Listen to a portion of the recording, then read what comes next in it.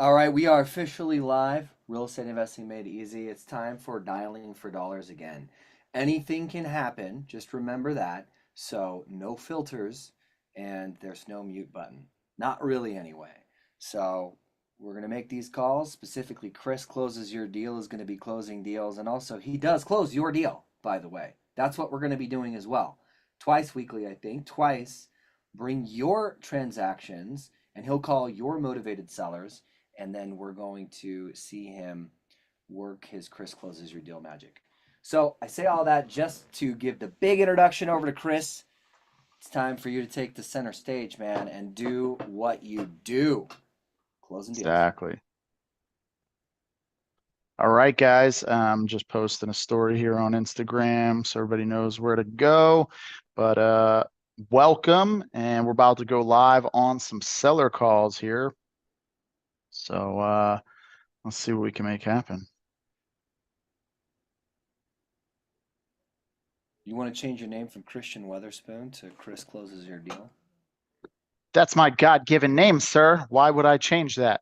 God gave you that name? I mean, that's your God-given name. Why would I go ahead and change that? Maybe he did, but arguably it was my parents. Inspired. There you go. Why am I so blurry? Doesn't matter.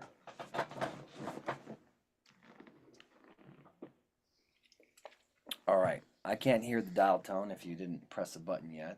I already am sharing it, and I'm just changing my name. Good. All right.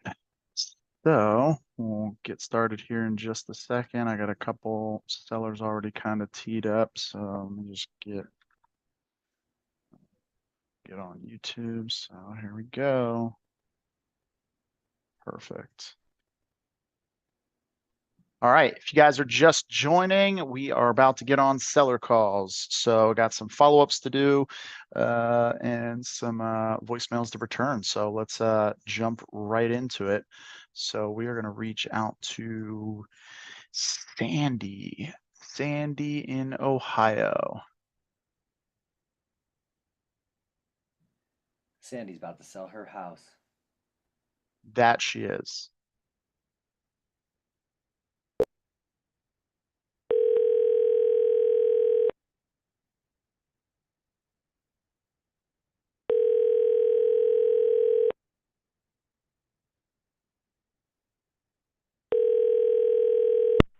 Hello. Sandy, Yes. it's Chris. Hi, Chris. Hi, how are you? Good. I am Good. babysitting my granddaughters. That's what all the racket is in the background. So Oh, that sounds wonderful. they're magnificent, and they live 4 minutes away. Oh, that's even better. Yes. That's great. So you can see them as much as you want, but you can also give them back very easily, right? Yes. Yes. Nice. How old are your grandkids? 5 and 3. 5 and 3. That is awesome. Yeah. I have a 20-month-old daughter. Oh my God, that's a great age. Yes, it is. And the reason I wasn't able to connect with you earlier today after we were playing phone tag, but when you had texted back in, so my wife took her to Georgia for 2 weeks to visit her grandmother. So she's been there for the last 2 weeks, and I just picked her up from the airport. So, Aww. yeah, so had to get a little bit of daddy snuggles in and all that. Well, that's very important. Oh yes, definitely. So what do you think of the house? That's a great question. I guess we're gonna find out here real soon, right? Yeah, I mean, the point of the call was to see if the property qualifies to get an offer as is. We're generally looking to purchase properties for one of two reasons. Either we're going to fix it and flip it, or we're going to keep it as a rental in some sort of capacity. So yeah, by the end of this call, I mean, I'm either going to get you an approval from the underwriters with an offer or a denial with a reason why. but it looks like when you had initially spoken to one of our team members at some point, you had mentioned that you were just looking to downsize. Tell me more about that. I live with my dog, and I bought a four bedroom, 4 bathroom, 4 fireplace because I fell in love with the house and Wow. a piece of land. It's got a pond, a dumbwaiter, a wine cellar. I mean, it's a beast. Yeah, it And it's sounds 4 like minutes it. away. So, and it's beautiful. So if you guys are looking for a place to flip, there's not a whole hell of a lot more to do on this place. Okay. Let me let the dogs out. And yeah, they had 3 dogs. I don't know why they got the third. They got 3 dogs, and anyway. So and it's it's got 3 levels and a deck on every level, and at least one, and the walkout overlooks the pond and the screened-in porch, and I mean it's a pad. Yeah, it sounds like it. Sounds like an awesome place. It is, and I bought it for $602, and I put about $110 in it. Okay. All right. How long ago did you buy it? A little over 3 years. Right. Okay. So 3 years ago. All right. And how soon were you hoping to make the move? I'm going to put it on the market in the spring. Hmm. And just because, I know interest rates are going down, and I know at that price point there aren't a lot of buyers, but the Intel plant's going to be moving in. It's about 15 minutes from where I live, and that's going to be a big deal. And I mean, I'm 15 minutes from the airport, 15 minutes from Easton, 15 minutes from Intel, and the public schools here are good. And then one of the fanciest, overpriced private schools is probably a 10-minute walk from my house. Got it. Okay. Columbus Academy. So a lot of executives send their kids there. Nice. Well, that sounds awesome. Well, Yeah, I'm excited. yeah, I mean, it sounds like, you kind of already have a plan, mapped out. Is it, or you're just waiting for the interest rates to come down to put it on the market in the spring, or, for the market to adjust a little bit? Yeah, I think, I'll see what the market looks like. And, if it's not where it needs to be, I'll hang on to it. Yeah. It's just, I went to college, so I don't have to clean toilets. I now have 4. Oh, man. Yeah, we will. Hold on a sec. You sound like a landlord. I know. It's, and I lived in Germanville. In fact, my house was in the New York Times on Sunday. You know those $700,000 houses? Oh, wow. My old house was in the New York Times. Wow. I'm like, oh my God, that's my house. That's I pretty bought cool. that one at a foreclosure auction. Yeah. Oh, wow. And I just kept getting robbed. My car got stolen twice. My garage got cleaned out twice. Oh, My geez. dog saved me from people trying to get in. It was beautiful. This was in New York But City? I got sick of it. No, this was in German Village in Columbus, Ohio. Oh, German Village. I don't know why I didn't hear that. Yeah.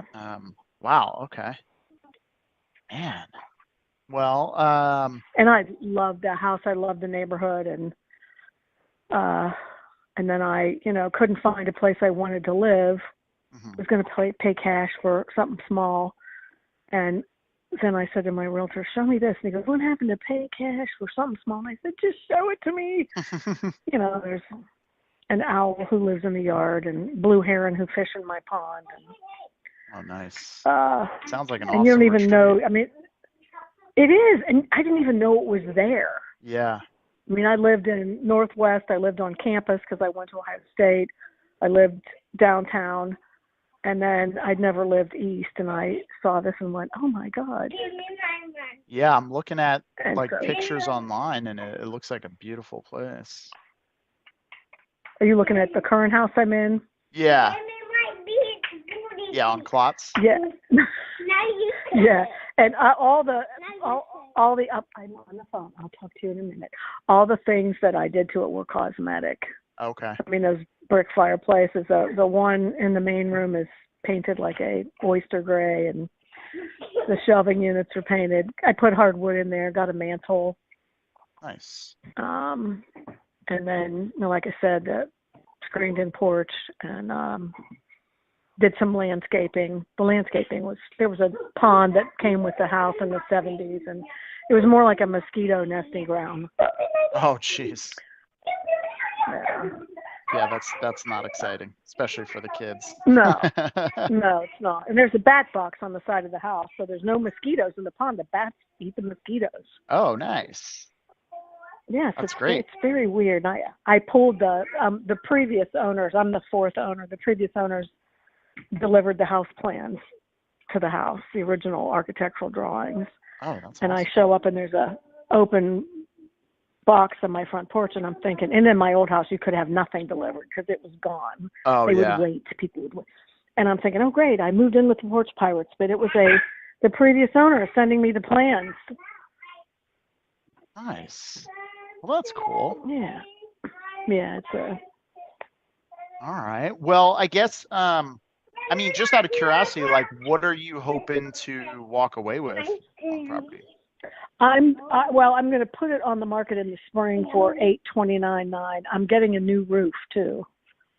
The insurance there was a bad hailstorm, and I'm in a pissing match with the insurance company, but they've already paid for most of it, and they're saying that the wood on which the shingles would be nailed were damaged from wear and tear, and they don't pay for that. But the code says the shingles must be affixed to a nailable surface, so we're fighting over that. And if I have to eat the cost, I will, but I don't think I'm going to. Yeah. Yeah. Hey, if you can get, that from them, that's great. I'm dealing with a similar situation. My wife and I are about to close on a property here in San Diego, and the roof is pretty much shot, but there's Sunrun put solar on it, and they went right through the shingles, and then they used this like silicon, whatever it is, between the mounting bracket and the shingle. It's not compliant with the asphalt shingles, so it doesn't even adhere to it. And the roof inspector that I was talking to, he's like, yeah, I have a few clients that, have had lawyers send like threatening letters to Sunrun, and they're getting free roofs out of it. So I'm like, hey, maybe I could jump on that bandwagon and get a free roof. Well, that's what the code says. Yeah. And the Department of Insurance, that's run by a bunch of jackasses, tells me that, yeah, they tell me that the state, that Franklin County, which is where I live, they don't enforce it. Well, I know all the county commissioners. I'm a political consultant. Oh, nice. And I called them and I said, do they really not enforce this? And they said, where the hell did you hear that? So we're going to get it paid for. Nice. Nice. That's awesome. How long have you been a political consultant? I was a State House reporter for 30 years, and then I left in 2010 to do what I'm doing now. So it's been a while. Got it. Okay. I'm a Democrat in Ohio. Tough time to be a Democrat in Ohio. But that's okay. Yeah, I hear you. Well, I mean, hey, politics is always a three-ring circus, that's for sure. Doesn't really Yes, matter it is. where or what's going on, especially at the national level. Yeah. So, but all right. Well, I guess, if you're going to list it, for 830 basically, sounds like obviously after like commissions, closing costs and everything, buyer request for repair or seller concessions, you're probably expecting to walk away with somewhere in the neighborhood of like, 745, somewhere in that neighborhood. Yeah, that sounds about right. Okay. All right. Got it. So if we could come up with a number that would net you pretty close to that, is that something you would feel comfortable moving forward with? I would. Okay. All right. I mean, I like it. I live on one floor. It's got a first floor master. Yeah. The second floor is 3 bedrooms and a bathroom. And unless there's guests, there's nobody up there. Got it. Okay. Yeah, I'm working with, we have a seller up in Maine that actually little bit of a different situation. She's wheelchair bound, so she can't go up to the second Ooh. story. So, you know, she hasn't been in there in a few years since her husband passed away. So, and we're actually supposed to close on that in the next 2 weeks, I think. So, but that'll be a big help for her. You know, she's got all this house that she can't even touch. So, Aw, yeah. So, that's awful. yeah. So, you know, different situation, but you know, somewhat similar in the, you know, same sphere of, you know, just too much house, you know. Yeah. But okay. And you know, like if it doesn't work out, you know, for a cash offer and you know, we can't make something work, do you already have an agent that you would prefer using when you're going to list it? I think so. The guy who listed my old house, I really liked him, Hmm. and I was going to talk to him about it. He specializes in the German Village downtown area, Got it. and he just went to a new company, and you know, German Village is very lefty, very gay friendly, very progressive, Hmm. and he's like the premier realtor who caters to that crowd. Now I'm 20 miles east in the burbs, and I was going to talk to him about it and see what he thought, and if he's interested, I'll list with him again. Got it. Okay. All right. Are you open to interviewing other agents? Yeah, I'd like to talk to him first. I mean, Yeah. I bought that house at a foreclosure auction, Mm. the old house, and it was a dump. Yeah. And I tried to sell it before and couldn't, and this guy had 5 offers the first day. Mm. All Wow. above asking price. Oh, nice. And he had some woman doctor who was peeking in the windows and said, "I want that house with the black dining room." So, you know, he knew who was looking in the area and wanted the house. And then he made me paint it gray, which I still give him grief over. But anyway, so yeah. That's funny. All right. Yeah. Only reason I asked is because, you know, we're a solutions based company. So we always try to make sure, you know, even if we can't work something out, we can at least help sellers in some capacity. We have some really good agents out there. So happy to connect you with, you know, someone if you're looking to interview a couple more and just get some other eyes on it and see. Okay. I'm going to start with this guy though. Like I said, he was great. Yeah, no worries. No worries. He's got a stager he works with it. Hey, would you guys knock it off? Come on. Go sit over there, please. Go sit over there. Thank you.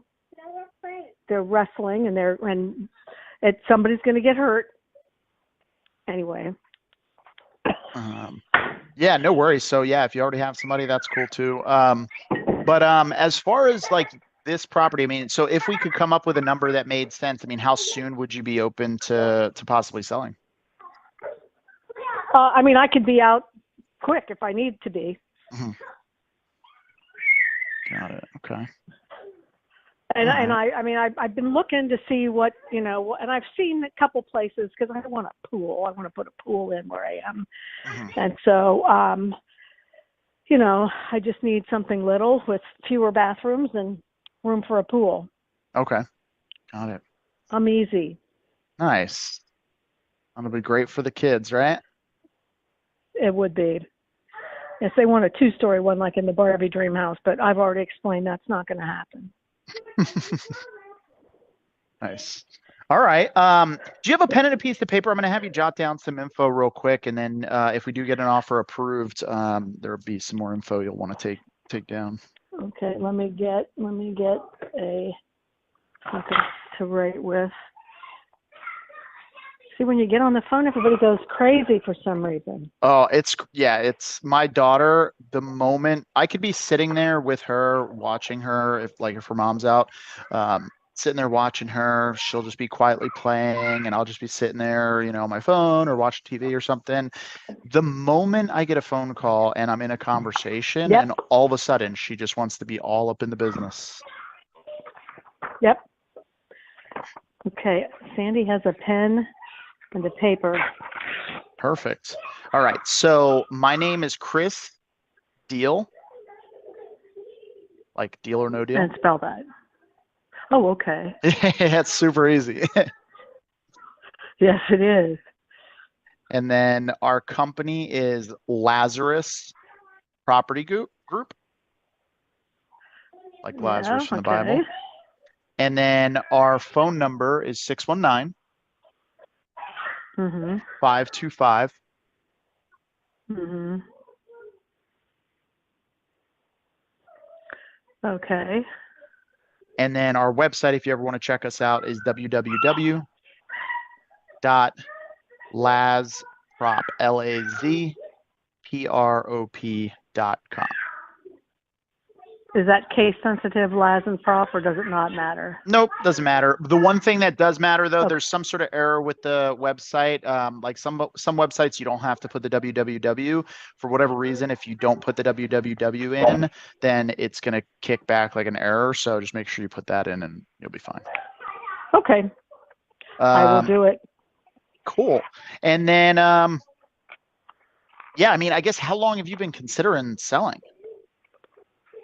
I mean, probably, the first 6 months I was in the house, I was pissed at myself for buying it. And then, because I was like, what was I thinking? And this friend of mine who's a designer, you know, I said to her, you think I'm mentally ill? She goes, oh my God, I see why you love it. It's just stunning. It's stunning. And so I decided that I would find a way to live in every section of the house. I'm the family holiday party thrower. No one else can cook.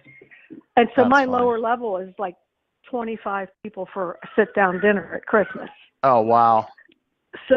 So you know, I found a way to accommodate the space in this beast. Mm-hmm. And then it's just, you know, it's too much. It's huge. Yeah. And the yard work is, there's no grass to cut, which I wanted. And so I just keep working on the outside, and then I'm like, what the hell are you doing? Get off the wheel. Okay. Anyway, I've got to go. So I will wait to hear from you guys, and this doesn't work, you know, good luck to Gotcha. you guys. Okay, yeah, no worries. I'll take a look at some things and see, and you know, we'll go from there. But you know, it sounds like you got a great place, and we'll see if there's something we could do to add value and make it make sense for everybody. Okay. Thanks, Chris. Awesome. Thanks, Sandy. Bye-bye. Okay. Bye-bye.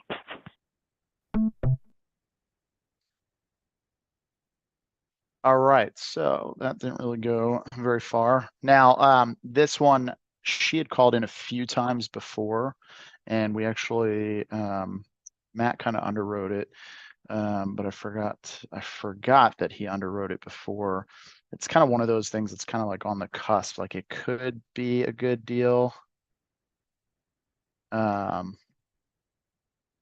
it also could be just a massive time suck. So, let's see. There was a couple comps that I think he said came up in the $1 million range, but I don't think this one really fits. So, all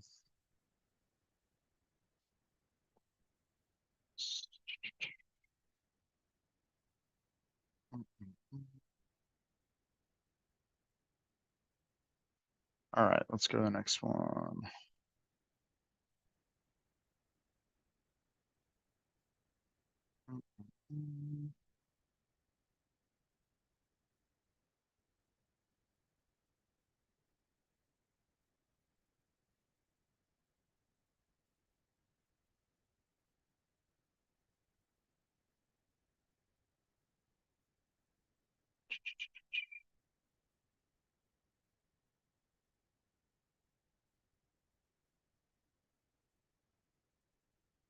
All right, looks like we got a bunch of people. Shashir, can you give me the price per square foot for light, medium, and heavy rehab? Okay, so yeah, it looks like Christian responded. General best list. 36.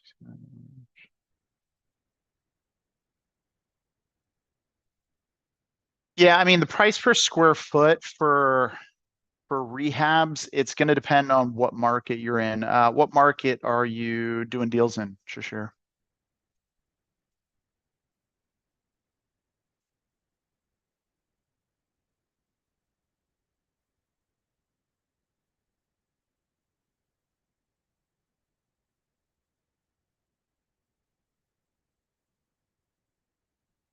Mm.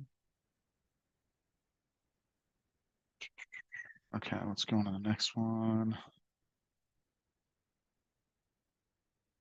By the way, if you guys have any questions at all about um, wholesaling, creative finance, novations, underwriting, whatever it is, throw them in the chat. I'll try to get to them in between calls here. And Christian will be in and out, popping on and replying to questions there in the chat as well. Okay, so let's see here. Obviously, you call sellers that raise their hand, but do you ever cold call agents that have listed? No, I hate talking to agents. What's up, Veronica? Yeah, honestly, like agents to me is working with agents, it's a massive time suck. They're hard to deal with. Like I could deal with them and I can navigate those calls. And I've done deals with agents. The problem is, you give somebody a license and all of a sudden they think they're this, superior expert. And the reality is most agents don't know their left from their right hand when it comes to investing side of real estate.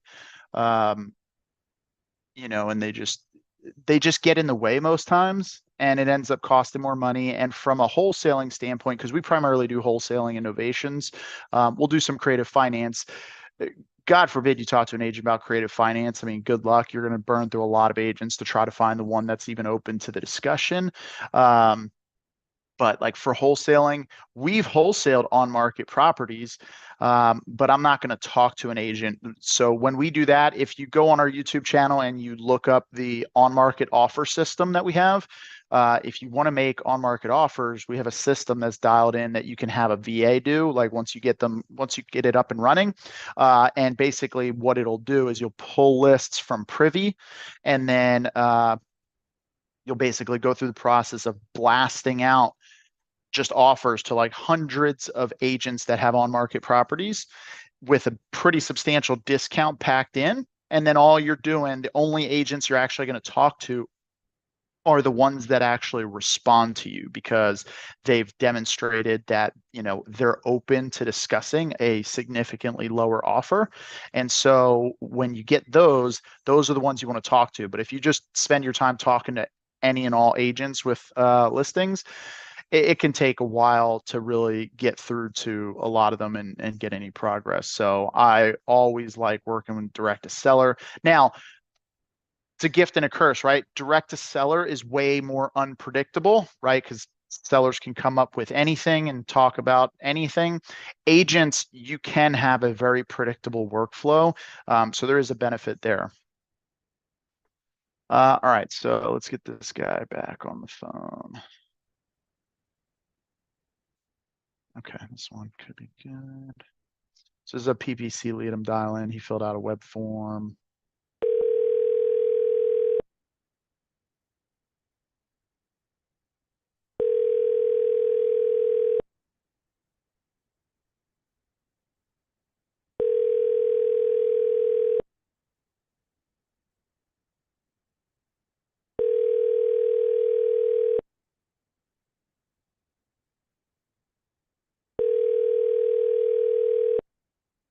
Your call has been forwarded to voicemail.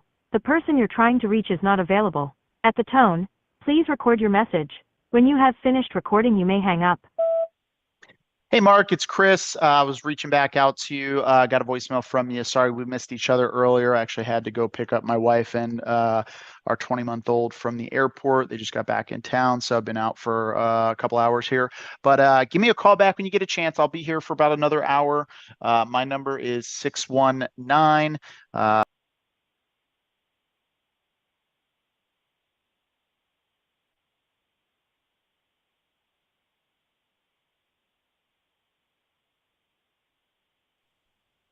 All right, so voicemail. All right, and I'm not going to call this next guy because this is the guy with the vacant lots and has no idea how to open Zillow.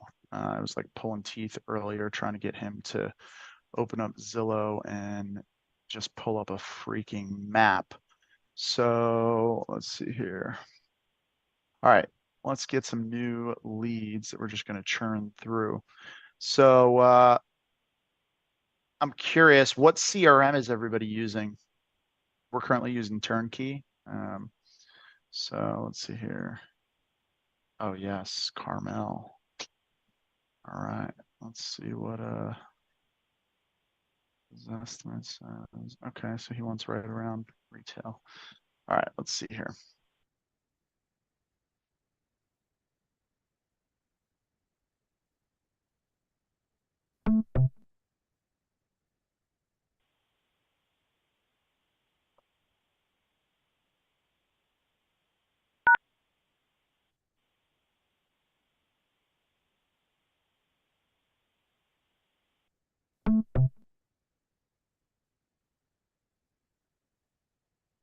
All right, looks like I left all of that on a voicemail.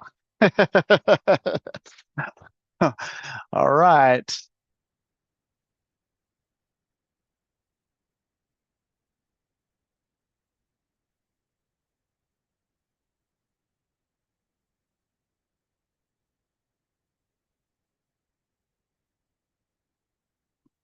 Freedom Logic. Please leave your message for Shashir, what's Freedom Logic? Never heard of it. 31725059111. Okay, so we don't leave voicemails. We're just gonna go no answer, churn through. So the goal is we're just trying to churn through leads until we find a good conversation. All right, here's one in Arizona.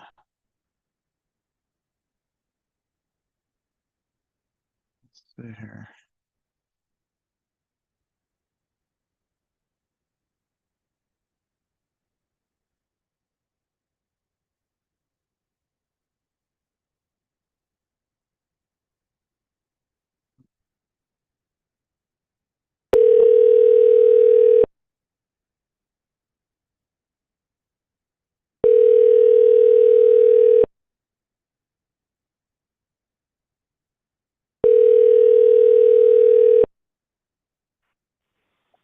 Hello? Hello, Chris. Yes. Hey, this is Chris also. How are you? Yeah. Good. I've got it listed as Brad. Oh, you have it listed as Brad. Oh, yeah. Okay. So this is the office line. It looks like you probably spoke with Brad at some point a while back. Yeah, we had I guess you'd spoken to him about a property that you own in Sun City that you were considering selling. Well, I'm not considering it. We're going to sell it. Oh, So, you are? Okay. I mean, we don't have a buyer yet, but we haven't listed it. We're going to list it in sometime in October. Oh, okay, cool. You guys already signed with an agent and ready to go, or you're still working those out? Well, no, I mean, we've got the lady that we used to buy the house through. We've already given her a courtesy call and said we would give her a holler in October when we're ready. So, Got it. but Okay. I haven't signed anything or anything like that. So, Oh, okay. All right, got it. So if we could come up with with a number that makes sense for you, you guys be open to, just selling it off market? yeah, we've told Brad that before, but it didn't. It's not going to work out because you guys are not going to offer what I have to have. So Got it. I've got to have 350, no ifs, ands, or buts about it, and y'all aren't going to offer that much. So 350. Okay. Has that changed? It looked like there was some notes in here previously with a different number, so wasn't sure. what was that number? Looks like he had notated that you were looking somewhere in the neighborhood of like 330, 335-ish. No, that's what he was saying. He kept saying, well, would you take less? Would you take less? And I said, I don't think so. You guys got to remember, I've got a note on this place, Mhm. and and it's an assumable loan. Okay. It's a VA assumable loan. Nice. What kind of rate? 2.99. Oh, nice. So that's going to be, talking to, of course, my sister's a real estate agent out in Texas, and then, of course, a lady that we have used here in the past has said, that's, you know, they'll heavily market it under that. Yeah. You know, Yeah, they'll because market it that. So have you ever sold a home with an assumable loan and had it assumed? I have not. Okay. Yeah. So there's a big debate right now going on in the sphere, of real estate with regards to assumable loans, because it sounds very appealing, and it is, right? If somebody can go through the process and assume the loan, then it makes a lot of sense.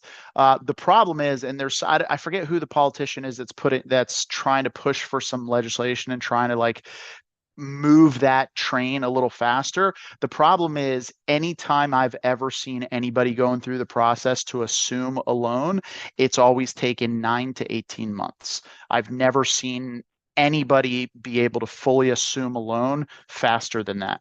Now, I don't, different circumstances, things come up, but that's the challenge, right? So, again, I think it makes sense, and to market it as such is for sure is going to get some eyes on it, right? And especially people who don't know what the process looks like, Right. you can get their interest and get the ball rolling. There's other ways to facilitate the transaction outside of just doing the assumption process that are way faster. So I don't know what your time frame is. If it did take you 9, 10, 12 months or something like that to go through the assumption process, would that be like a big hurdle for you and a challenge? Well, my sister out in Texas says that's what she's always heard too, that it takes longer than normal, but she Yeah. said that's not her experience. My realtor here has said that they did have one that did take as long as 3 months. And that's been the longest that she has experienced. In fact, she said that it just happened not too long ago. They had a VA assumable, but they did have some hang-ups with the lender. But we've already contacted our lender, and our lender said it's not going to take 3 months. They have some VA facilitators that can push this through the VA, and the VA really doesn't care. All they care about is, do they meet the criteria? Yeah, You know? totally. And Gotcha. if it does take that long, then obviously we won't be doing it that way. But Got it. Okay. but yeah, if we can, first one that comes up with 350, and I don't have to pay any realtor fees or anything like that, we'll be happy to do it. But we paid 350 for it 3 years ago. Okay. Well, and I know it's a different market, but still, we've added all kinds. We've added a fence to the yard. We've added, did some landscaping. We just installed a new air conditioner 2 months ago, and that's a $13,000 cost right there, just the air conditioner. Yeah. So, we've got money tied up in it after the fact, but we've got to get what we originally paid for it. So. Yeah. No, that makes sense. What do you currently owe on it? We owe like right at 305 or 304. 305 balance. Okay. And it was 2.99, right? 2.99. Okay. So, and if you listed it, what were you guys planning to list it for? If we're gonna list it, well, we'll list it what she says for, but we're hoping we're gonna list it for about 375, 376. 375. Okay, got it. So if you list it for 375, you go through all the commissions, closing costs, concessions, buy requests for repairs and everything. Generally speaking, that all totals up to about 10%. So you'd end up netting about 335 to 338, right in that ballpark. So then when it's all said and done, after paying, either they assume the mortgage or you pay off the mortgage, then you guys are putting about, right around 30K in your pockets. Does that sound about right? That might be the figures that you're given may be correct, but if that's what it turns out to be, that's something that we'll discuss, but then we would have to ask for more. The place doesn't need any repairs. It's already been completely remodeled 3 years ago, just before we bought it. You know, so there's not, you know, they can, you know, they can ask for repairs, but they're not going to get any. So, you know, I we're got you. gonna, Well, I guess what I'm saying though is if you list it for 375, like after all the fees that you're going to have to pay for commissions, because you have, 3% to the listing agent, 3% to the buyer's agent. So you got 6% we're there. not going to pay that. We're not going to pay that. We're going to negotiate that. We're going to, we're willing to pay our realtor the 3%, and they're going to have to get their people to pay the other 3%. How do you figure that? Whoever buys it. Okay. Because that's because it's all negotiable now. Well, it's always been negotiable, but Yeah. and hear me out, right? You can do that, but just, play out this scenario real quick in your mind, right? Let's say you have your house and there's another house that's completely identical. And let's say both of them are being advertised for $375,000. And let's say neither of them are your house and you're the buyer's agent and you have a client that wants to see a house like these, right? And when you look on the MLS, you see one of them is advertising that they're going to pay 3% buyer's commission, and the other one says, well, the buyers are going to have to pay the buyer's agent commission. So now you're going to have to go to your client and convince them, hey, on top of the 375 that the seller wants for the house, you're also going to have to pay me separately. So now, instead of it being 375 to the buyer, you're adding 3%, which makes it 385. So right, and that's exactly what we'll do. We're just not going to. We're just going to stand our ground on it and see where we go. It's our realtor here has said it's negotiated all the time. It's real slow here because properties are there's not a lot of people listing, maybe because of the heat. So because we're in Arizona, so October is going to be the big month for us. That's when we actually bought it in September, but we were the only ones. There just wasn't a whole lot of choices that we had. And there's not going to be a whole lot of choices here as well. But, if they can get a better deal, with someone else, they would be like me or you. We're going to take the better deal. Yeah. I mean, well, and it's not even necessarily about that, right? It's about the buyer's agent, so the buyer's agent, if he's looking at that and is like, okay, one is not going to pay me a commission, the other one's going to pay me a 3% commission, more often than not, that buyer's agent is not even going to show your house. So really, like, there's a fallacy to this whole NAR settlement that like, oh, it's going to make it, I'm going to be able to keep more money. Really, it doesn't do that. The only thing that the NAR settlement changes is that now it's illegal for the listing agent to advertise and market the specific commission that the buyer's agent is going to receive. So in an effort to make the buyer's going to want to know for sure. The buyer's going to ask, or at least a realtor, because we already talked to her about it. She said, yeah, what's going to happen if you say that, if that's what you decide to do, then that's what you decide to do. But she says they're going to call me. Yep. We want to see this house, and are they paying the entire 6%, or what are they wanting to do? And she said, I'll tell them what you told them. Said that, it depends. If you assume the loan, then then I'm going to get some investment money back from the deal because it's worth more now than what I paid for it. So they'll have to pay the difference between what they're what's my wording here? Make sure I get it correct. What they're assuming versus what the house is worth. Is that correct? Say that part again. Well, what I mean is they're going to have to put something that, even if they assume the loan, they're going to have to pay the difference between payout, what the assumable part is. Yeah, and the equity.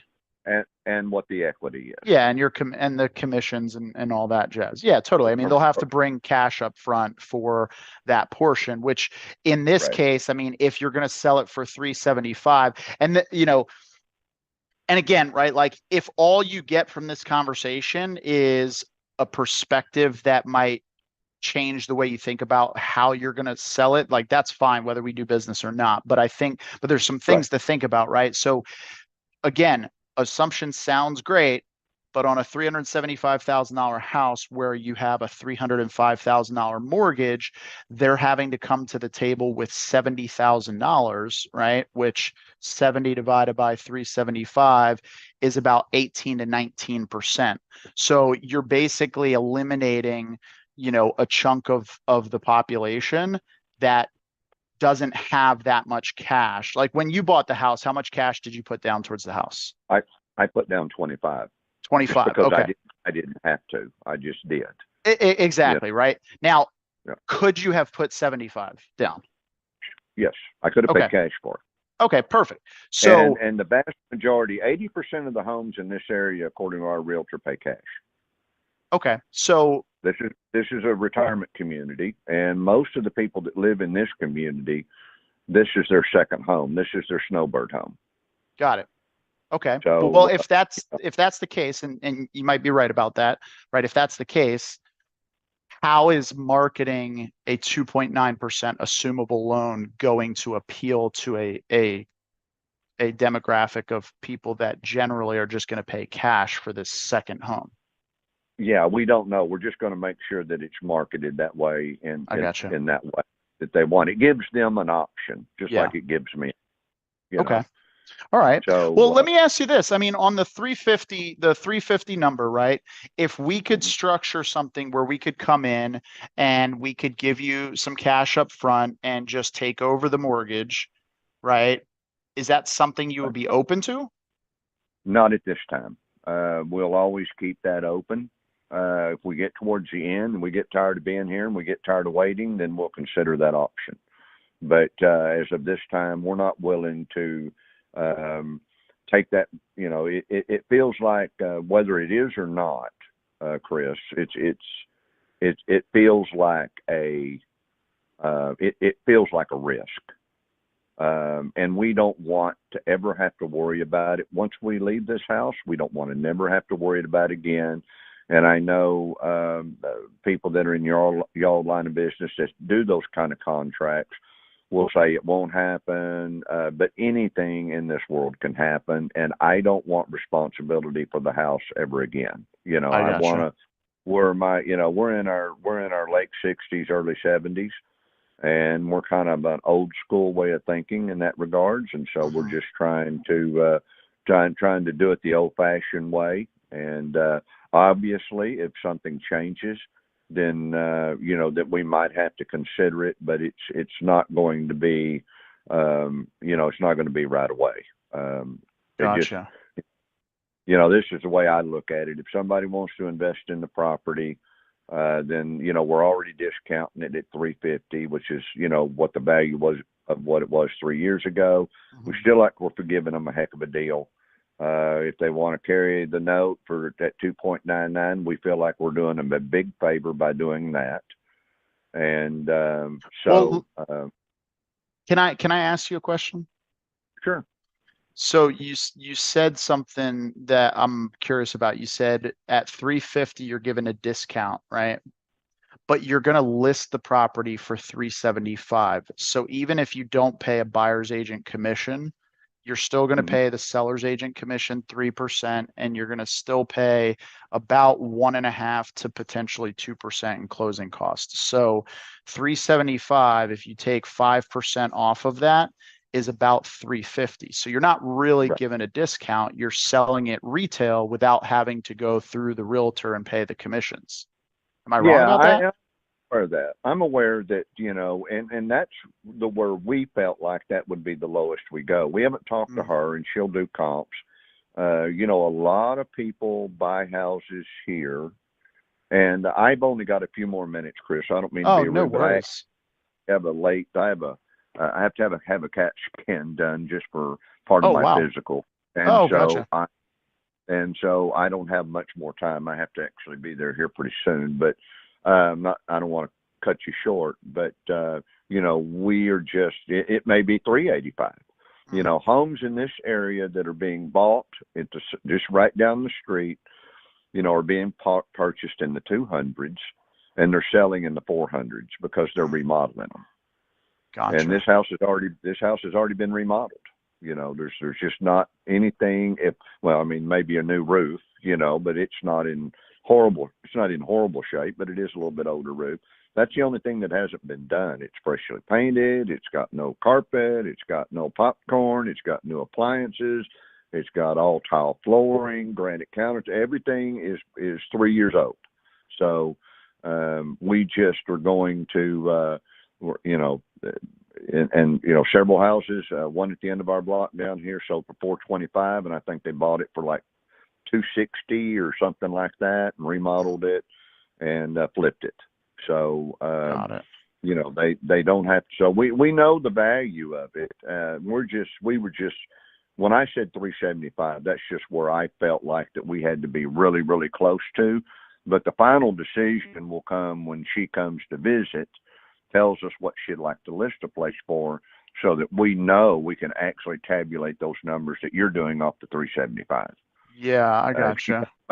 Says, hey, you're only going to get out with 335, then I'm going to say, well, we need to make up the difference at 15,000, and you need to sell it for 390.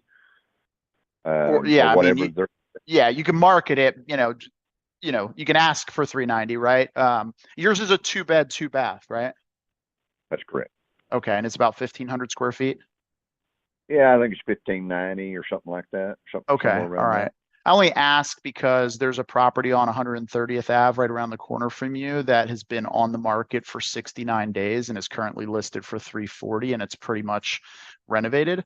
New floors, LVP, stainless steel appliances, new kitchen, so I think, you could certainly ask for 375, 390, but I think, again, going back to, what the market is showing, at the end of the day, none of us, agents included, really dictate what a house is worth. It's the market, and what somebody's willing to pay for it. So if you guys are not in a position where you have to sell and you can stay longer, then that's fine, right? And you guys can list it, wait for the unicorn buyer, that wants your specific house, but if it's something where you guys are like, hey, we want to sell in a reasonable timeline, just seeing what the comparable properties are doing in your little neck of the woods, I think you guys are going to end up, with a little bit of a tough time, selling it for 375 or higher, but we may luck. Yeah, we'll work our way backwards from that. Yeah. We're going to ask for what we want. And then, when the buyer comes along and says, this is what I'm going to do, then that's going to be our decision to make at that point as to whether we really want to get out of here quickly and how much we're willing to lose on the property. But we're not real big on losing money. So hey, nobody is, right? But I'll leave you with this. The one that's been sitting here for 69 days in that time period, and this might sound like a lot, but I'll contrast it so you can see that it's a very small amount. On Zillow, there's 477 views in that time frame and only 2 saves. We just listed a property today, and within the first 16 minutes of it being listed, it had 470 views and 16 saves. So, and that's the one that's listed at 340. So I think, talk to your agent. Yeah, I know it's not good timing at all. When we quit traveling for, we traveled in our motorhome for a year, then went back to Texas. This was we bought the house in 2020. And we paid $270 for it and put no money into it, and then decided to move here, and we made $130,000 on it. Nice. So that was a dream, and so that does have a little bit spoiled. We've never not made money on a place, so it'll have to be something that we have to reckon with, I guess, if that's what comes out. But we'll start the process in October and see where that lands us. Yeah. The only way I would do a deal, and after this, I really need to go. But that's fine. Yeah. The only way we would ever do the deal, like you're talking about, give us cash down, and I would have to even say the same thing. If I said, if I did a deal like you're talking about, where you give some cash, it would have to be at the 350 mark. Where we got out with, if we owe 305, we'd have to wind up in our pocket 45,000. because then that makes us feel a little bit more comfortable. Mm-hmm. You know, that somebody's not just dropping $10,000 or $20,000 on it. Yeah. And you know, the bigger the commitment, the better we feel about it. Yeah, So, no, that makes sense. And you're talking that would basically be about 13% upfront. I'm curious because usually, and I know you got to go, and so I won't drag it out. But usually, you know, in some situations, we could possibly come up to 10%, but then in that scenario, so like if it was 10%, it'd be like 35, which would be, let me see, minus 35 minus 305.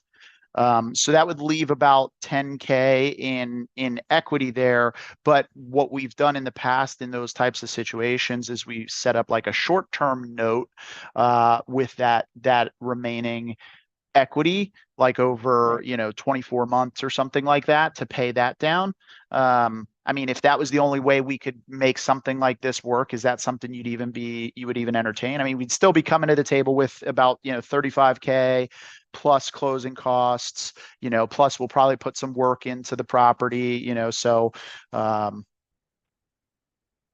I mean, what do you think you would have to put into it? That's what I'm curious about. Probably not a whole lot, just like, you know, paint, flooring type of stuff, like basic, like rental stuff when you're bringing somebody new in, clean it up, you know. So and again, I wasn't the one that talked to you about the condition overall in the first place. So there's some questions that, you know, you and Brad might have talked about that I don't have necessarily in front of me. Nothing. I mean, this house is sellable. I mean, somebody can move in. That's the way we bought it. Okay. You know, it had all brand new tile, you know, and all brand new appliances. This was 3 years ago. All stainless steel appliances, all brand new paint, all brand new refurb of the bathrooms. Okay. You And it's know, all hardscape outside, right? Hardscape. No, Yeah. what do you mean by that? Like, you know, it's not like no grass. No grass Yeah. at all. Perfect. But there is fruit trees. There's 2 lemon trees. There's an orange tree. There's another tree. You know, I'm looking at the everything pictures now, actually, here on yours. and it looks different. It looks a lot different than any pictures that you'll see on the website. I mean, you'll see the refurbishment on the inside. Yeah. But outside is different. There's a fence back there now. There's AstroTurf out there now. There's a sprinkler system out there. Nice. On Okay. timer. We took out tons and tons of plants and stuff that just made it look too much. There's a screened-in porch. You know, it's it looks nice. Yeah, we put in an RO water system there for part of the kitchen, and so you know, it's got a golf cart garage, which helps those that like to golf in this community. Nice. And of course, we added a $13,000 brand new air conditioning system. You know. And that's just here in the last 30 days or 60 or 90 days that we added the new air conditioner. Okay. And, so, yeah, I mean, realistically, we probably won't need to do much other, you know, usually when somebody moves out, you almost always have to do paint. So that's pretty much like standard. So like minor paint and cleanup, you know, so, you know, on a house that size, you're probably talking about $5 to $7 grand with, you know, paint, you know, maybe a little bit more, and some cleanup, you know, minor little stuff. So, yeah, I mean, we're probably not talking about a whole lot. If y'all wanted to do something like that, if y'all wanted to throw money into painting this place, you would be wasting your money. I promise you. Okay, I mean, it's like that good. It's all brand new baseboards, brand new paint. Oh, okay. Brand new ceiling fans. I mean, we're an older couple, and this place will look just like it did when it was remodeled 3 years ago. Oh, got it. Okay. Yeah, no kids or pets or anything. Kids with crayons. Yeah, we've got pets, but they don't. We don't have issues with that. Okay. And we leave. You know, every time we've ever sold a property or did something on a property, there wasn't anything to do. I patch all holes. I am talking about where we've had wall hangings. All of those are patched. They're touched up. You can't even see them.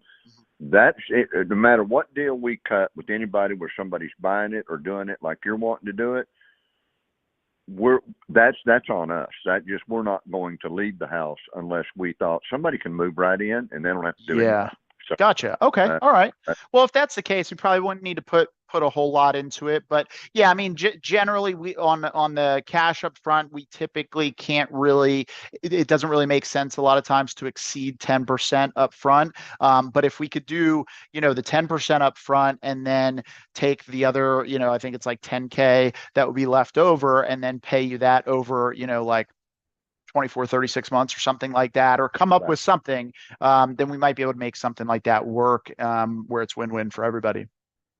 Yeah, and that's just going to have to be something. And this is the last I've got because we really need to go. I would, if we entertain an idea like that, I mean, y'all and my real estate attorney that I'll hire to take a look at all this stuff will have to just say, hey, this is a no-brainer. This is a good deal for you. The market's not moving or selling, so you're going to be stuck with the house for a little while longer. And but if we did something like that, I promise we won't do anything if we don't feel 100% comfortable with the situation. Oh, and I wouldn't want you to do that either. We don't as of now, because we don't understand it. I know y'all tried to explain it, but it's still my property that I'm responsible for, and that's the way we feel. So got it. That's what'll be scary for us. So yeah, but I got to let you go. Yep, and I understand. If I contact you at this number. Yep. This is the direct number here. Okay.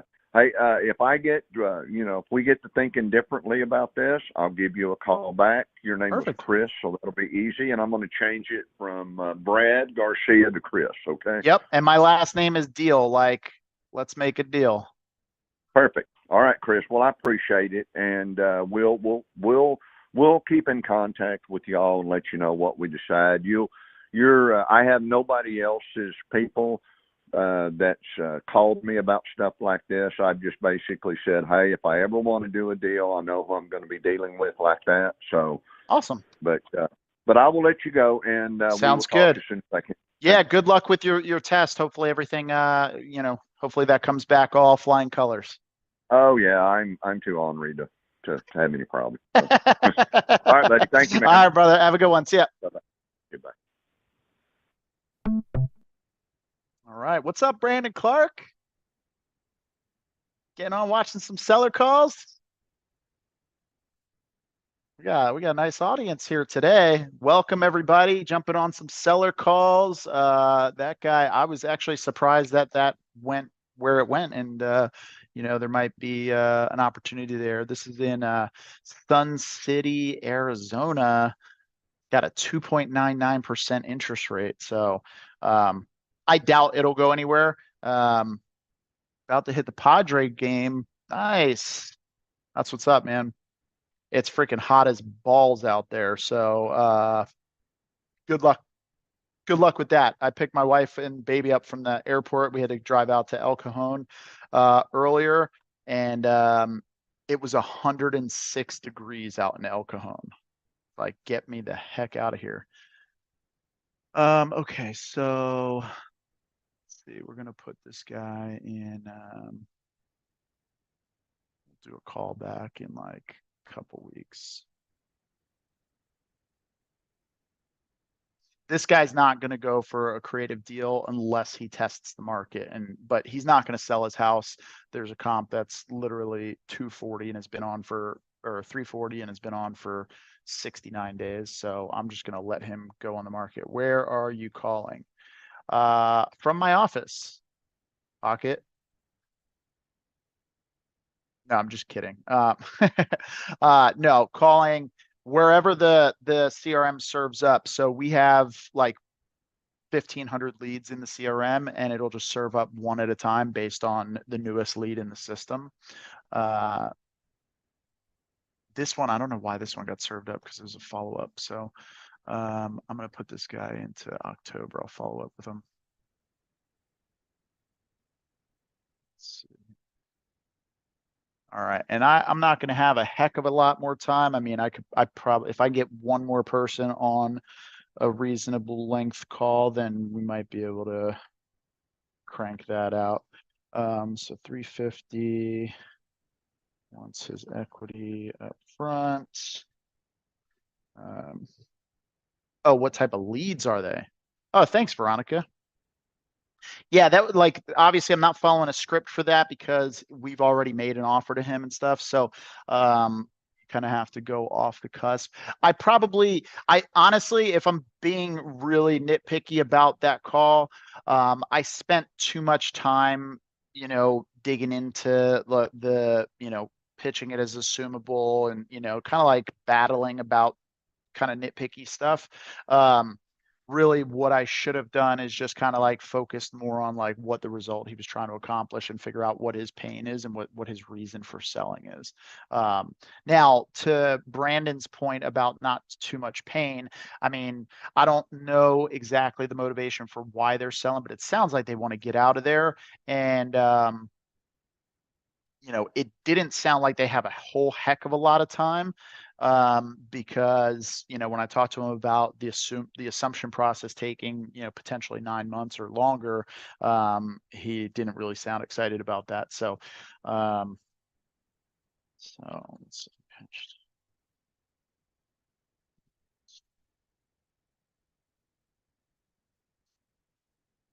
All right, let's go to the next one. Cleveland. All right, it's freaking Cleveland properties. All right. Got Christian in the house. Go to the next one. All right. It's called Roberta. All right. It's freaking Cleveland property. Roberta.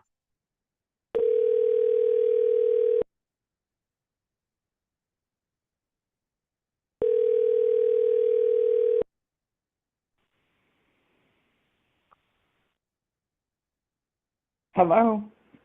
Hey, Roberta, this is Chris. Hi. How are you? I'm good. How are you?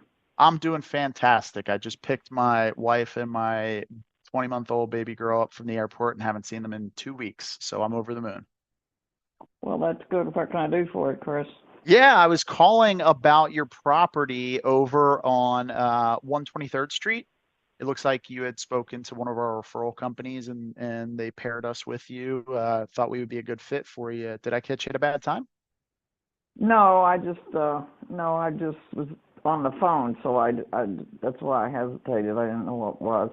Well, Okay. hopefully I have a deal on it, so I won't know for a week or two, but you're welcome to call back, so you never know what happens with these. Oh, you got a deal on it. Congrats. What tell me about it. What happened?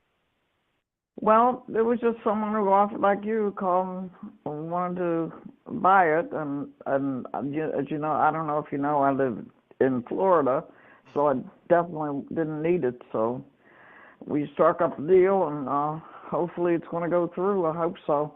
Nice. Did you guys already you already sign a contract and open escrow and Yeah, stuff? I did. It's been a week or so, so That's great. yeah. So I have to go back to Cleveland and let somebody do one more walkthrough to, I don't know what they're going to do with it, but whatever. But if it Got it. doesn't, I don't care because I'll stay in the area and do whatever with it I need to do. And that's why Yeah. I'm saying if you want to call back, see if Yeah, it's I would love to be a backup. I mean, sometimes, unfortunately, I mean, it's just the nature of the business. Sometimes these things don't, they don't pan out for whatever reason. So I'm happy to be a backup. I'm curious, did they give you, is there like a scheduled close date? Do you already have an idea of how soon you're supposed to close? No, not yet. I have a tenant in there, and I was trying to see what I could do with them first. They're back on the rent and stuff, so I was hoping I could get something from them, and I haven't been pushing it, so we'll see what happens. Got it. Okay. What'd they end up offering you for it? Well, they paid 71, but only because I mean it's worth more, but I didn't have to evict and do all that, so I just went for it. Oh, they're going to take it with the tenants in place? Yeah, exactly. Wow. Okay. Cool. And do they have like an inspection period? They got to do like inspections and stuff? Yeah, exactly. So who Okay. knows? All right, cool. Well, if you don't mind, we've been doing this for, since 2008, and we're a nationwide company. I've talked to a lot of sellers in the exact same situation you're in, where they're in contract and, they Mhm. feel like they're pretty close to the finish line. And for a whole host of reasons, things kind of fall apart. Is it okay if I share with you a couple things to just be prepared for? And if they come up along the way, just have your spidey senses kind of tingling and just so you're prepared? Sure, O- absolutely. Okay. All right, cool. So do you happen to have like the agreement that you signed like nearby? No, I don't. It's on my phone, so I Okay. don't have it. I can't Got it. look Okay. at it. Okay. All right. So a couple things you want to look for. Did they do an earnest money deposit? Yeah, they opened an account, yeah. Okay. All right. Got it. Yeah, because so the first thing that I always look for, so have you ever heard of wholesaling? Well, I'm sure that, they told me they're cash buyers, so um, I'm not looking for them to try to flip it while it's under contract. Yeah. So So, and if they that's, do, I don't care. yeah, and that's the thing, right? A lot of wholesalers, they present to be cash buyers, and then they get you under contract, and the terms of the contract give them the ability to market the property. And so typically the things that you want to be looking for is a very low earnest money deposit. Sometimes their Mhm. agreement doesn't even include any earnest money deposit, right? So they just get under contract. The other thing that you want to keep an eye out for, how many days did they set the inspection period for? Do you know? I think it was 7 days, something like that. 7 days. Okay, that's a good sign actually. So that's kind of in your in your favor, right? Usually, the thing is, a lot of these wholesalers, they watch a few YouTube videos and to learn how to get into real estate investing for no money. 7 days would be short for a wholesaler, so that's good. The other thing is, during the inspection period, what'll typically happen is they'll have, contractors or financial partners come out to the property, and then while they're in the inspection period, they'll come back and say, oh, well, we didn't know this about the property, or this came up, and so now we need to get a discount for, you know, because it's going to Yeah, cost us well, more to renovate. yeah, I'm pretty aware of that, but I don't count my chickens ever before they hatch, so on anything, so I don't Yeah. care if they don't take it because the money's low, Okay. and I've got a plan B in case I'm going to evict those people, and do a few things to it. It's worth more money. It's worth considerably a lot more money, Well, that can but be your plan. That can be your plan C. I can be your plan B. If these guys fall through, just call me up, and I can be your plan B, and then that way you don't have to bother with putting work and money into it, and then get it over the finish line for you. But hopefully everything Mhm. works out. The last thing you want to look for in your agreement is to look to see if it says somewhere "and or assigns," or this agreement is assignable. Usually that's an indicator that they're just trying to sell their contract to somebody else. Yeah. Okay. So Did you? Where are you out of? uh, Where I'm you? based out of San Diego, but Oh, we I do see. business nationwide. Actually, Ohio is one of our top markets. Okay. We actually do a lot in Florida, actually. Where in Florida are you located? Clearwater. Oh, okay. All right, nice. Yeah, we do a lot in Mhm. Jacksonville. I was just talking to a guy with property in St. Petersburg that we're looking at. Yeah, so all over the place. Yeah, if you don't mind, I'll give you my name and telephone number and Well, I'm not in contact. a position where I could write it all down, so if you want to keep it or just text me all that, I'll keep it on my phone Yeah, and touch base sounds in a week or two. sounds good. Yeah, keep me posted. Let me know how everything goes. And if anything comes up along the way that, that has you feeling uneasy in the situation, don't hesitate Yeah. to give me a call. Happy to be a resource, whether we do business or not. I appreciate it. Thank you, Chris. No worries, Roberta. God bless. You have a great Yeah. rest of your day. You as well. Enjoy your family. Thank you so much. Bye-bye. Bye. What'd you think of that? Well, I put in the YouTube chat just kind of asking those who are watching, saying, why does anybody know why the heck that Chris would be calling out this wholesale game? And then you had said a lot of guys go out there and watch YouTube videos, and then I was like, wait, what? Watching YouTube videos? Like this one? Like this one? Like this one, yes. Gave a little wink and nod to the camera. And Hawk to Freak? He answered, or she, pardon me. If it falls through, that you, Chris, will be the first call if you can make a good impression. And I said, I think that's part of it. But why don't you give me your own words? What's the real reason in total? Yeah, no, that's called the scorched earth approach. Right? So basically, and it works really well when you're making an offer to somebody and they just can't make a decision right then and there, and they have to like check out some other things. You basically just scorch the earth. You tell them, few things to keep their eyes out for. And the reason being, right? So now here's the situation. Am I going to do all of the things that I told her to watch out for somebody doing? Probably. Yes. 1000%. I'm going to do a 30 to 60 day contract with a 30 to 60 day inspection period. I'm going to do $100 earnest money deposit. My agreement's going to be assignable. I can also novate it. I'm going to do every single thing. The difference is 99.999% of wholesalers out there, when somebody brings up something and confronts them on an issue that they're not prepared for, they're going to stutter and they're going to sound like they have no confidence, like they've never done this before, and they're going to sound very much like a wholesaler, right? Now, when somebody comes to me, or if she calls me back and is like, okay, ready to go, and then I go through the contract and she's like, wait, didn't you tell me, like to watch out for these things?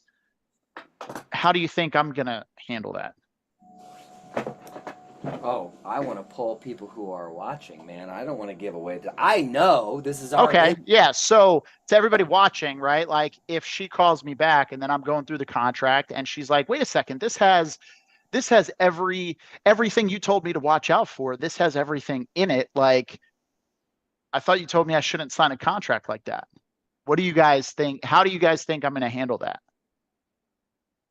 Yeah, by the way, Veronica said to take it all the way to the finish line, right? That you're going to take it all the way to the finish line instead of what happened with the last wholesaler and backed out, right? That's one of the reasons why you're fine telling that to her, because we're going to close. Yep, that's one of the most important things, right? Is yes, we're going to take it to the finish line. So that's huge. What else? Hawk, like, what do you think? How do you think I'm going to handle that if they're like, oh, why you told me not to do an assignable and your contract says it's assignable? Like, what's up with that? I didn't tell you not. You guys have any idea how I'm going to handle that? I didn't tell you not to do it. Because since there's a delay, I'm just going to get to the point, right? Because the delay in the chat and everything. So like Christian said, yes, I didn't tell her not to sign a contract like that. I just said, these are things to look out for, potential red flags, right? And the more red flags, right? Like you got to look at the sum of all parts, right? So, just because they have an assignable contract doesn't necessarily mean anything. But if they have an assignable contract, a long inspection period, low EMD, all these different things, right? Like all of those things combined, it's like, it's a pretty good chance that that's a wholesale contract, right? Now, again, my contract is going to have all of those things, right? And yes, Veronica, we do have different exit strategies, but I can overcome every single one of those objections in a way that makes me sound way more credible than anybody else that they're going to talk to that's a wholesaler, because 99.9% of wholesalers are one-man bands that have never done a deal, that are struggling to get their first deal. And that's okay. Like, for those of you who are struggling to get your first deal, you're working to get your first deal, that's okay. That's you, right? It just means you're not seasoned and have the experience to speak with the confidence that I'm about to show you, right? So, when it comes to the low EMD, right? They're like, oh, it's only $100 EMD. Like, you told me like that I should be looking for, higher EMD. It's like, well, yes, Roberta, I told you, that one of the red flags to look for is a substantially low EMD. Now, let me just explain to you our business model, right? We've been in business since 2008. We're operating nationwide. Every single month, we have about 40 to 50 properties under contract, and we generally only get about 5% of all the properties that we're looking at under contract. So 50 divided by 0.05, that's 1,000 properties that we're looking at and making offers on every single day, right? So just picture and imagine, right? If I'm making all these offers, if I'm putting up 1 to 3% earnest money deposit on every single one of those properties, that's a large financial burden, which means that our offers are going to have to be lower. The reason we're able to come to the table with these strong offers and get you the number that you're looking for is because we're super efficient and we're making so many offers, right? And then I'm not going to pause, right? You could say all that with confidence, and if you pause, you're waiting for a response. You're almost seeking their approval. So I'm just going to hit that and be like, yeah, so that makes sense, right? So now the next part is, so once that EMD is in, then the cash at close is going to be whatever, $99,900, right?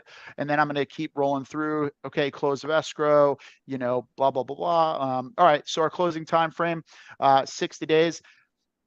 If she brings up the fact that we have a 60-day inspection period, it's like, yeah, we just have our inspection period just in line with everything, so we can make sure we're doing all of our due diligence, and especially with tenant occupied properties, until they are out, we can't be fully certain that we're going to move forward, because one of the biggest problems when you evict tenants is they get really upset because they've been in this house for a decade and their rent is really low, and now they're mad that they're going to have to go into a new market rate rent, and they destroy the property on the way out. So if our inspection period ends in 2 weeks and they're not out for 60 days, there's a lot wrong that they could do in 60 days. And then all of a sudden, we are stuck with a property that they just destroyed and stripped all the copper out of. That makes sense, right?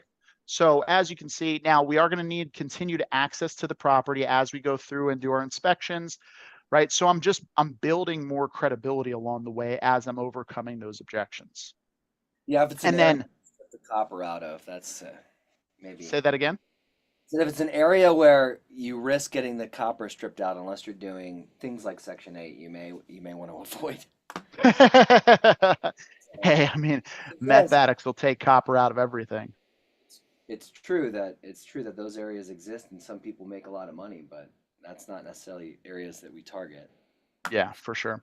And then the last thing is the assignable, right? So generally, if somebody gets confronted on the assignment, they're going to be like, oh, this is assignable. You're just trying to sell it to somebody else, blah, blah, blah, blah, blah. Like, no, Mr. and Mrs. Jones, like I said, we've been doing this since 2008. We're all over the country, and pursuant to our tax or our accountant's advice, we have multiple entities for each and every exit strategy that we have. So we do fix and flip, we do long-term rentals, mid-term rentals, short-term rentals, whether it's Airbnb, we can do assisted living facilities, sober living facilities, transitional housing for people that are getting off the streets, all different types of exit strategies. And so each of those exit strategies has a specific entity that we're going to hold those properties in just for the best tax structure. So we enter into contract under our main entity. This is our acquisitions entity, REI Made Easy.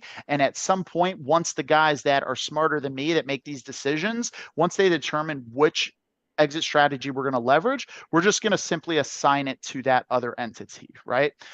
So that's all that is. So, but at the end of the day, all that matters for you is that we're going to close. It changes nothing for you in the net number to your pocket. All right. Then phone drop. That Exactly. I've heard you say it that way, and I'll say this: if I were new and I heard you say that, I would have the questions. Yeah, but like you're still assigning it. Yeah, but like the way that I've never heard that, right? I've never heard anybody that you've been on the phone with, and or anybody that I've ever spoken with, when it's dictated that way, where they have much objections afterwards, if any at all. Most of them don't. They're just like, oh, okay, yeah, right? If it's a good deal, it's a good deal. And what do you also say? So basically, like if you were to, if I were to take this and then somebody really thinks that there's oil, this is more on the Novation thing, right? They think that there's oil on the property and I'm going to give you 250 grand, but then they come and they say, yo, I want to buy this property for $2 billion.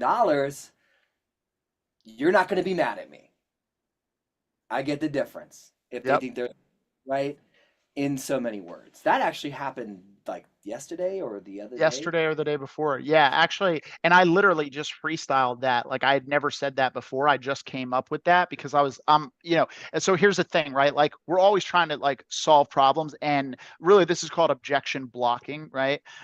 So you could either wait till somebody brings up the objection and then you address it, right? Which is fine, and that's totally reasonable. That sometimes there's some objections you have to do that with, and then there's other objections that could come up, and you want to block them and prevent them from coming up in a way that is the best way I could say it is kind of like a Jedi mind trick, right? Like they don't even know that you're blocking an objection that they would think about because you're framing a story that makes so much sense and just relates it so easily that it just totally eviscerates any idea of an objection about it, right? So the objection in Novation could be, oh, well, you're just going to take it and sell it for a profit, right? Which, like, that's the whole business model, right? We're investors because we want to buy low and sell high and make money, right? But it can still come up and it can still leave a bad taste in people's mouth, right? So when you go through the Novation contract and you get to the point where you're talking about, our entity is entitled to the difference. So you get the net number, and anything above and beyond that we get, right? I just throw in the story, like he said, is like, yeah, so like, in a scenario where we're pre-marketing it and some guy is like, I think there's oil in them there fields, right? I'm going to give you $2 billion for it. You're still going to get the 250 that we guaranteed you get, and then we're entitled to anything above and beyond that. Now, I highly doubt that's ever going to happen. And then this guy yesterday or the day before was like, oh yeah, it'd be crazy. I'd be pretty mad after the fact, but hey, like it is what it is. Then what did you say? Yeah, I'd be pretty mad too because I'd say I want a cut of that. Exactly. Again, positioning it like I'm not the owner of the business, right? I'm just the employee. I'm just the guy that, you talk to before it goes to the underwriter. Like, yeah, I'd be pissed too because I'd only be getting commission on I'd only be getting paid on the 250 offer. I'm not getting paid on the $2 billion offer. Like, throw me some bones here. Right. Veronica said, well, if you keep this up, we'll be as good as you before you know it. The more calls we get on, the better we get. And that's true. Your 100th call should be better than your first call, right? Exactly. So, with that being said, we're going to be wrapping up here in just a moment because it's already 5:35. I have to leave here shortly, but we can take questions. We can dive into a couple other things. I just can't get on any more calls because if it ends up being a full-length call, then I'm going to be late and my wife will bury me out back. You will not be happy, but either though, because your wife and kid have been away for a while. Yes. I wanted to address earlier just a couple questions. I know that Hawk had one. You need your Come on in. muscles. Muscles. Man, muscles. Use All your right. muscles. Hold on. I was teaching our boys this pose and it was so cute. Chris, I was like up there and I was like, guys, show them your muscles. Show them how you're flexing. How are you flexing? Like this. And then this is Christian's version. Little Christian's. This is like this. he's like muscles, muscles, and then this is Kai Kai's muscles, muscles. Didn't quite get it, but Nice. it's cute. You're live on YouTube. So by the way. YouTube viewers, what did you guys think of Veronica's muscles? That's my wife, and she's talking my oldest and youngest son. To address a question that came about list type, because it was asked in a couple different ways twice. And for those of you, if you're watching the replay, then you can get this. The lists that we target are as niche as we can get. We did a whole thing about this in our mastermind, because we have a mastermind and where we meet, and we'll just go over really high level stuff and in detail as well. And we're probably going to put that excerpt out, so they'll be more in depth. And actually, when we do post it, I'll link it in the description, just the video that I go into more depth about exactly what types of lists we pull. But just so you know, empty nesters are really good, and that means, like, consider this: targeting by property type, year owned, property type being a 2-story house, right? That they need to downsize because they filled it with a bunch of kids, like this house where my kids are upstairs running around and doing their muscles. And then, 20 years later or whatever, they're out of the house. Maybe not this generation, because you got 35-year-olds still living in mom's basement, but that's not our plan anyway, as much as I love my kids.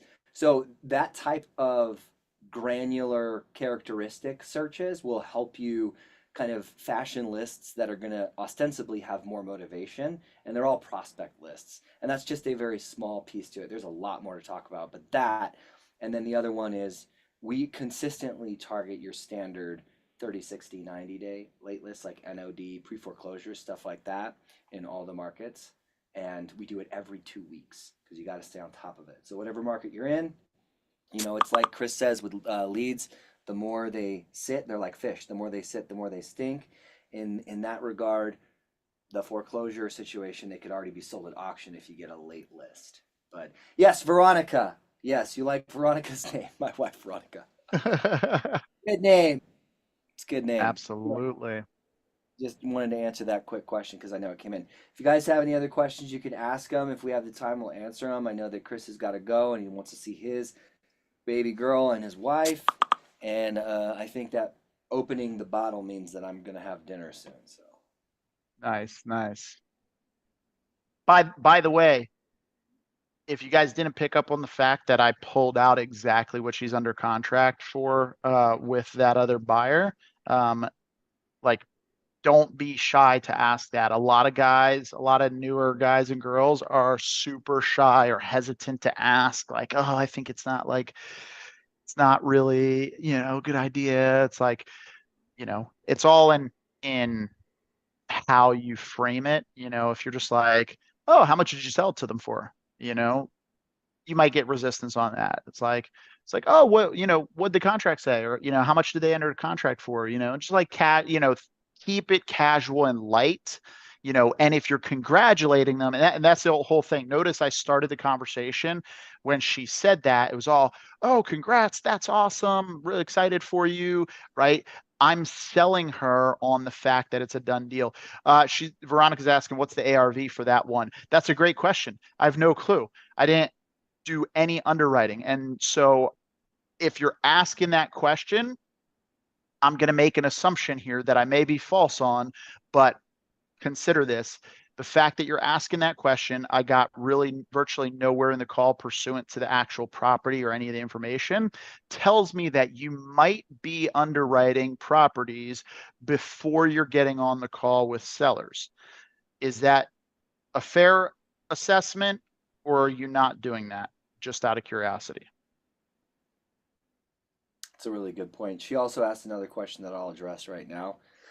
Our calculations for light, medium, and heavy rehab, $35 a square foot for really, really light.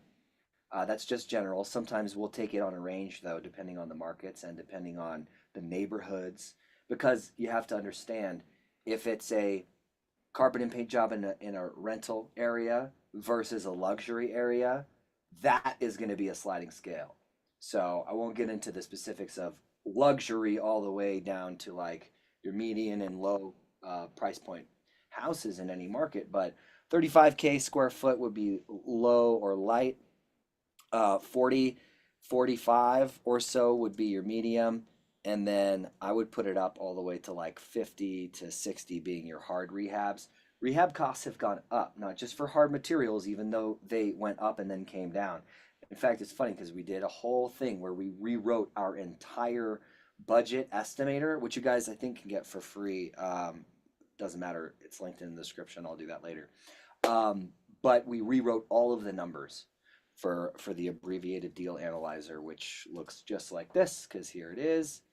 All of these numbers for the hard cost. Now we just group it like you're suggesting we would be doing, and that's how we do our calculations. But just those three, kind of per square foot. That does not include the roof, the windows, the foundation, and the landscaping.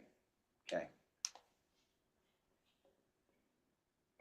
That was it. That was the answer. Nice. Okay. And Veronica said no, but I'm guessing if you have an address, you'd go on Zillow at least. Honestly, half the time I don't even open Zillow until it makes sense for me to get there. Because quite frankly, as long as I've been doing this, I've been doing sales for 25 plus years, and I've talked to hundreds and hundreds and hundreds and hundreds of sellers. It's human nature for us to get in our own head and get in our own way, right? So at that point, I don't want to do anything that is going to deter me from getting on the phone with the seller, right? I want to go in virtually blind, name, phone number. I'll scroll down and just glance at the notes for, when the lead got put in and what the motivation was or the reason for selling was. But other than that, I'm generally not doing that. Now, if the notes from the cold caller or the texter says, an expectation of value, I might open Zillow to see, okay, what's the discrepancy between their expectation of value and Zillow's estimate?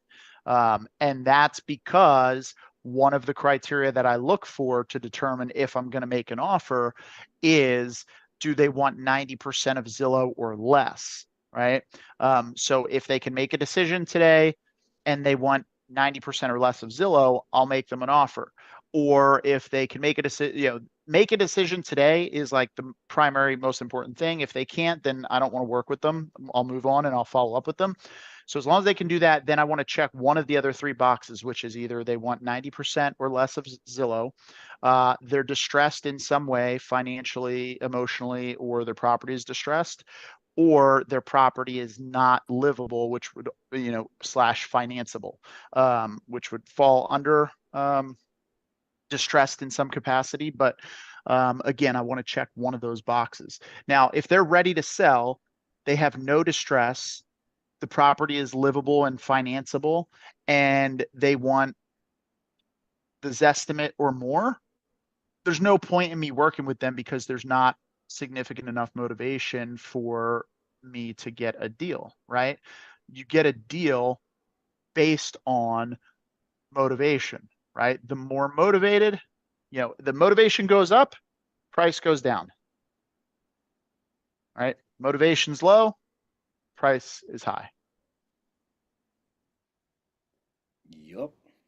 So hopefully that helps.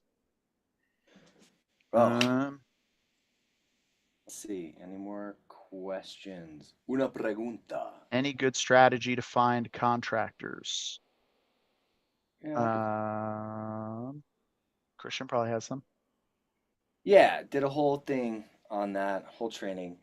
The places that I would go, if you're driving your neighborhood, you see anywhere you're going, and you see a project, go to the job site. Obviously, you need an elevator pitch, contractor elevator pitch, so that you can talk to them in really short order about what you do, right? And you want to just hit a couple things in that. We could talk about the contractor pitch and what that sounds like later.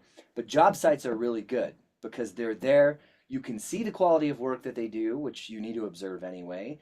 You're going to want references. Do they keep the job site clean? Stuff like that. But that would be my number one place. And then obviously Home Depot at the Pro Desk or Lowe's. I don't go to Lowe's, not that I don't like Lowe's. but I just go to Home Depot, and they have that pro desk that you can go up to. You'll see a bunch of people, especially early in the morning, and just walk up and talk to them and let them know what you do. That's when you give them your elevator pitch, which again we can talk about later. So that's the second place. And depending on the type of work that you want done, if it's just light carpet and paint, stuff like that, or if it's just a handy man or a handy woman or whatever, then you can look on Angie's List, but you're going to expect to pay a lot higher, and it's going to be harder to find contractors who are looking to do like a volume of work for a discount as part of what you need if you're really looking to start flipping properties. Now, like I said, it's just light stuff that you're doing for renovations, whether it's virtually or otherwise. That's fine. But then also references are huge from other investors who are who you're wholesaling properties to, that you continue to wholesale properties to and build a good relationship with. That's another place to find good quality contractors. And also agents. So I'm a licensed realtor in the state of California. I don't act in that capacity anymore. But when I got my license in 2017 is actually when I ended up getting it. We had this whole list of trades people that we recommended so that we could share. And that is, that's a good thing to do, to ask your realtors or to ask brokers in your area, because they certainly have those lists. I don't think my brokerage was unique in that way. So those are just the top, whatever, how many those were. So hopefully that helps. Shashir said great info. You're welcome. Thank you. I've got people at Home Depot late evening. I've got people there at late evening. Okay, cool. Yeah, late evening. The only reason why I say early in the morning is because that's typically like Monday through Friday is when, they're getting in, to my experience. But either way, I mean, if you find people in the evening where you are, cool. But there's noise ordinances, so most contractors are going to get there as early as possible so they can have all the stuff they need at the job site to start the day as soon as the noise ordinances are lifted, and they can start, I don't know, trenching out a hole, digging up concrete, whatever they got to do, and not wake up everybody. And then, if it's too late, then obviously they're waiting till the next day. So, and I would say this, you probably want those contractors, not to say that the ones that you met there late at night aren't any good, because they could be absolute rock stars. But most of the contractors that are the early bird gets the worm mentality are showing up there early are probably going to be those types of contractors you want to work with. Right? Yep. So maybe on another live, Veronica, you've been on a couple, which I appreciate. I'm glad you're getting some value from this.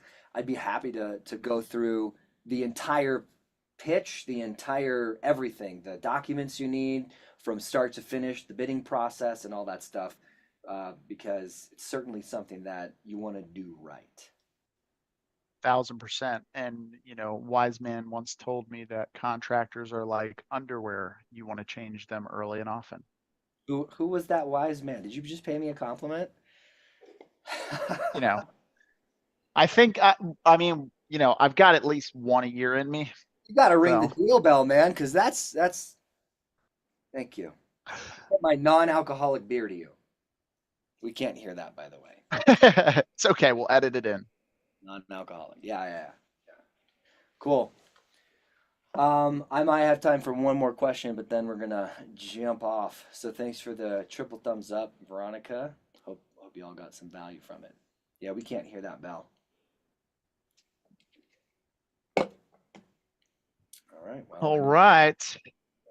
Well, unless you guys got any other questions, appreciate you guys jumping on to Dialing for Dollars, and we'll be back tomorrow. I might do Bryce Bryce McKinley. What's up, Bryce? Let's go. I was just chatting with him yesterday in the Facebook Messenger DMs. Sliding into my DMs.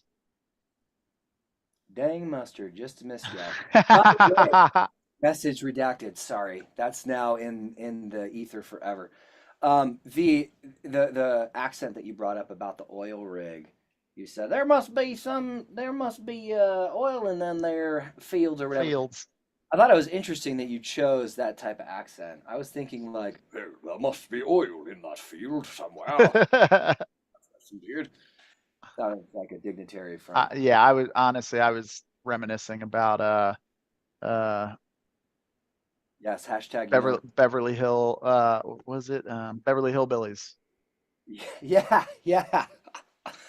Ooh, classics, classics. Yeah, buddy. I just aged myself for sure.